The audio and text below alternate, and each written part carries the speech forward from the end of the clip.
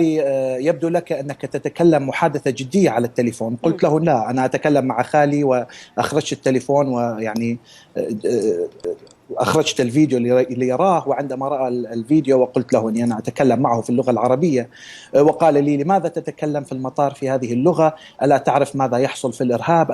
ألا تعرف ماذا الإرهاب يعني جعل ماذا يحدث في المطارات يعني؟ وقلت له: أنا متأسف أنه أنا لم أقصد أن هذه أن أتكلم عن هذا الشيء يعني بهذه اللغة. فقال لي: لقد تأخرت الطائرة 30 دقيقة من ورائك، يعني بدأ يعني يعاملني بطريقة غير جميلة وغير لائقة. فقلت له انه ليس انا، هذا ما فعل الاسلاموفوبيا في هذا البلد. فقال لي في نفس اللحظة، قال لي: إذا لن تخرج، لن تذهب في هذه الرحلة. وبعد ذلك الشرطة يعني أخذوا الجهاز وتكلموا مع الاف بي اي، وقالوا انه يعني تكلم مع الاف بي اي واخرجوني الى القاعة الكبيرة هناك.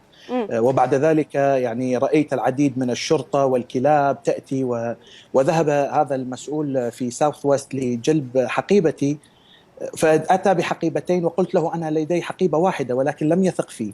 وقال لي: هل متأكد هذه الحقيبة الثانية ليست لك؟ قلت له: لا. وبدأ تمام. يسألني 3 4 مرات عن هذا الشيء. طيب.